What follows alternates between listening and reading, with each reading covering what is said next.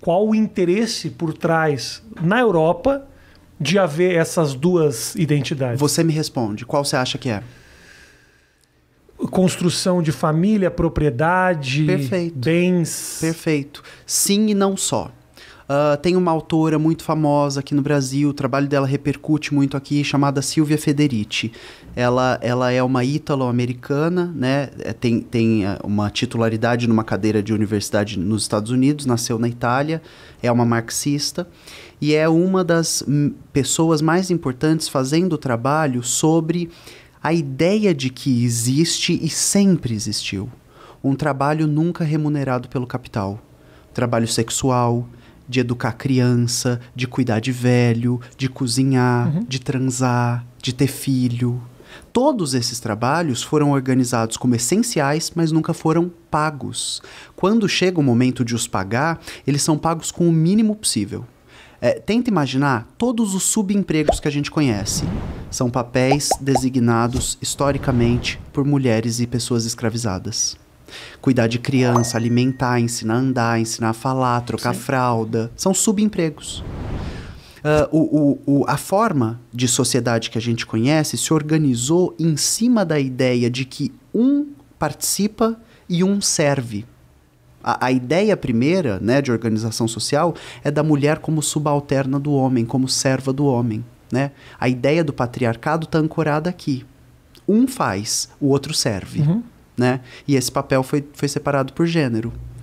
A ideia de que isso é uma construção e pode ser reconstruída mexe com um pilar muito profundo de poder da nossa sociedade, que é a forma com a qual a gente a organizou. Por isso, drag é um movimento político, para quebrar com essa estrutura, a princípio, forçada e importada, né? Drag é uma representação artística desta luta política. Drag é a ideia de que uma parte gigantesca de gênero é performance, é acessório, é adereço e pode ser aprendida. Tanto pode ser aprendida que a gente é treinado desde criança. Você já é mocinha, senta que nem mocinha, fala que nem homem, homem não chora. Existe um treinamento de gênero imbuído em nós do berço até a cova. A gente passa a vida toda sendo treinado para desempenhar gênero. Qualquer desempenho errado é imediatamente corrigido. Mas eu te pergunto uma coisa, dúvida minha. Tô adorando essa conversa. Sim.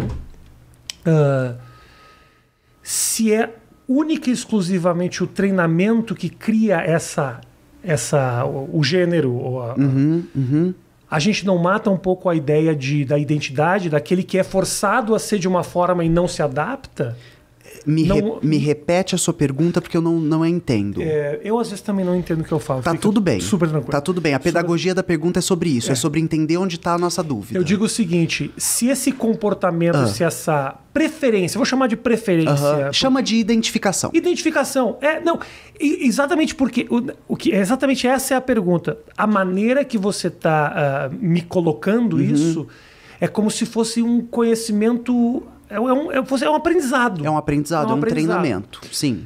E não tanto uma identificação, algo que eu descubro que eu sou. Me parece isso.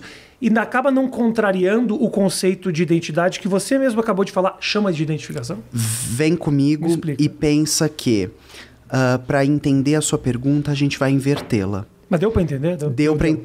Eu vou te falar o que eu acho que eu entendi. Tá bom.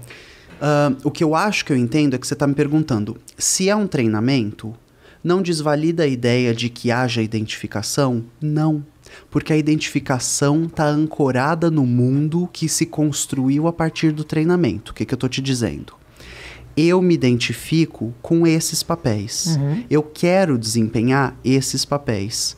Numa sociedade liberada de gênero, os papéis poderiam ser desempenhados por qualquer corpo. Você consegue me compreender? Sim. Como a sociedade se edifica... Deixa eu tentar dizer para você o que eu quero dizer. Tá. Macho e fêmea não significam homem e mulher. Você consegue entender? Sim, isso sim, claro. Você consegue entender que um homem na França do século XVIII usa meia calça, salto alto? Não necessariamente é macho, macho. Com esse não, conceito. O corpo pode ser macho. E a ideia homem que é a ideia homem do corpo macho, a gente tá falando do rei, Ok. a gente tá falando do ministro de finanças, a gente tá falando das pessoas mais importantes do país mais rico da Europa naquele século. Eles são drag queens. Eles estão de salto alto, meia calça, peruca, maquiagem. Sim. E não existe qualquer questão sobre a masculinidade deles. Aquele é o papel masculino daquela época.